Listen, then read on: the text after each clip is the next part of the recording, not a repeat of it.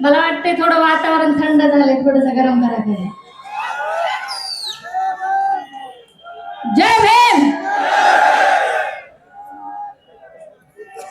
काय बोलू? मी चुकूनही कोण्याही स्टेजवर साहेबाचं नाव घेत नाही, कारण त्याचं असं आहे की आम्ही हृदयातून बाबासाहेबाच्या पूर्वजाला मानणारे माणसं आहोत, त्यांच्या पिढीला मानणारे आहोत. आमची अवकाश नाही साहेबांचं नाव घेतलं. आज एवढी भारी वाटलं ना की माझ्या समाजातले बंधून येऊन इथं पुढाकार दाखवलाय. मी नेहमी सांगायले माझ्या बांधवांना, माझं भाषा समजते का? मी नेहमी सांगते माझ्या बंधूंना की लोकशाहीर अण्णाभाऊ साठेंना आपल्याला बाबासाहेब दिला, घ्या, जतन करा आणि तसाच पुढे घेऊन चला. याच्यासाठी माझी थोडीशी प्रयत्न होते. पण माझ्या समाजाला ही गोष्ट कळना झाली. काय झाले माहिती का? चार्जिंग वरची बाहुली असते बघा, तिला चार्ज केलं की तेवढ्या मारतील. तसं माझ्या समाजातील 2-4 नेत्यांनी चालू केलं. चार्जिंग दिली की टुनक टुनक, चार्जिंग दिली की टुनक टुनक. पण त्यांच्या लक्षात येत नाही की लोकशाहीर अण्णाभाऊ साठेंनी काय सांगितलं. माझ्या समाजाला एका 2 वळी त्यांनी मार्ग दाखवून दिला की अरे जग बदल घालून घावं, सांगून गेले मजूरी मला. जग बदल घालून सांगून गेले मला भीमराव. जग बदल घालून सांगून गेले मला भीमराव. गुलामगिरीच्या या चिखलात ऋतून बसला पाय रावत. अंग झाडले निघवा हेरी, घे बिनवरती घा, सांगून गेले मला भीमराव. टाळ्या लोकशाहीर अण्णाभाऊ साठेंसाठी, एकदा टाळ्या. जेव्हा जेव्हा या महाराष्ट्रात ज्यांच्या लक्षात राहणार नाही लोकशाहीर अण्णाभाऊ साठे, डॉक्टर बाबासाहेब आंबेडकर, छत्रपती शिवाजी महाराज, तेव्हा तेव्हा माझ्यासाठी एक गृहिणी चुलीपासून उठून तुम्हाला परत एकदा सांगायला धाडस करीन. आणि मला महिलांना खास सांगायचं, मला माझ्या माता समाजातल्या, माझ्या मागोड्यातल्या बाया म्हणतात की छाती फुगून जय भीम बोलावी. मला वाटतंय पुरुषापेक्षा एका महिलेने गर्वाने जय भीम बोलावं. ही ताकद महिलेने पुरुषांमध्ये भरावी. जय भीम ही ताकद एका महिलेने तिच्या बाळामध्ये, तिच्या मुलीमध्ये भरावी. जय भीम म्हणजे साधी गोष्ट नाही. अभिजित दिपकेने दाखवून दिलाय सगळ्या जगाला. जय भीम म्हणजे साधा शब्द नाही, ताकद आहे जगायची, उम्मीद आहे आमच्या सारख्याची. तळागळात आपण पडलेले माणसं, माझ्या बाबासाहेबांनी जीवनाचं अख्खं जीवन आपल्यासाठी घातलंय. माझ्या मायनं रमाईनं 4-4 पिले घातले.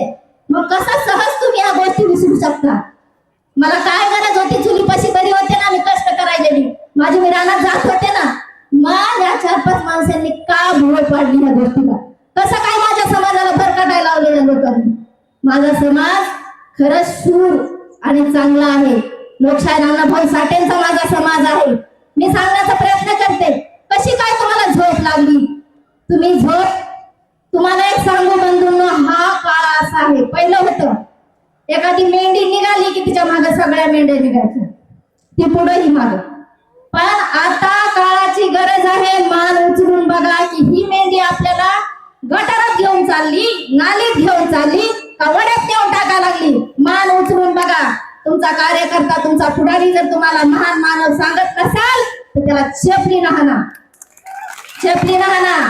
तो स्टेजवरती तुम्हाला अण्णाभाऊ साठे सांगत नसेल, तो लोकशाहीर अण्णाभाऊ साठे सांगत नसेल, बाबासाहेब सांगत नसेल, शिवाजी महाराज सांगत नसाल, तर त्याला तुम्ही उठून डायरेक्ट बोलायचं, बाबा हा मंच तुझ्यासाठी नाही. माझ्या सोलापूरच्या निळ्या वादळांना खरंच मानाचा सन्मानाचा क्रांतिकारी जय भीम. श्वास रोखून धरा, भान रोखून जरा. टाळ्या. श्वास रोखून धरा, भान रोखून धरा. निळा मेघ, निळी हवा, निळी माती, निळा पाणी.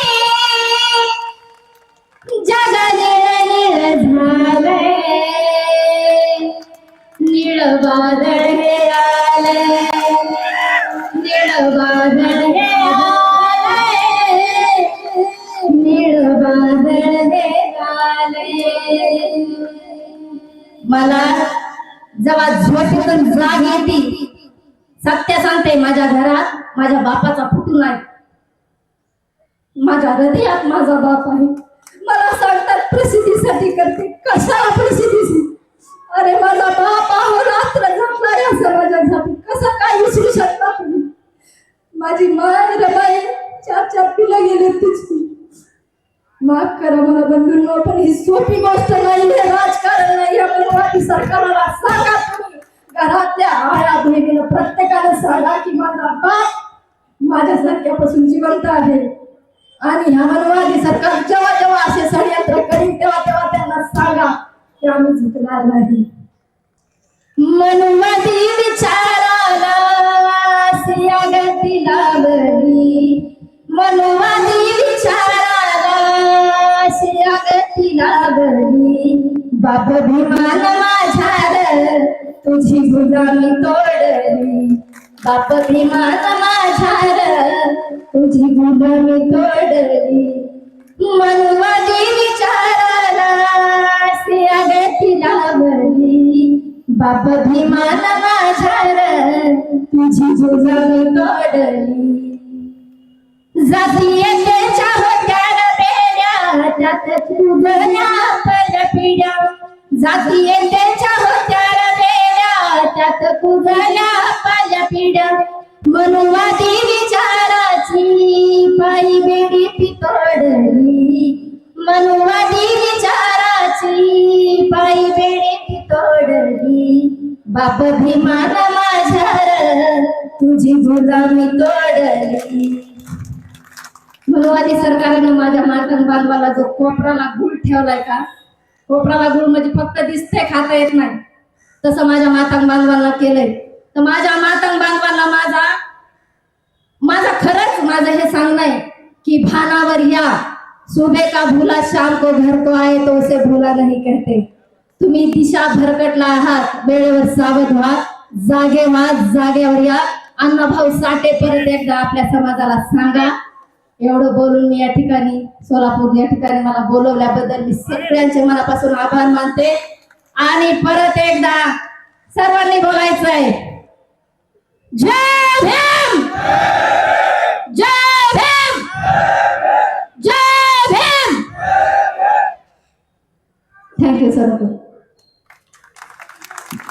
धन्यवाद ताई.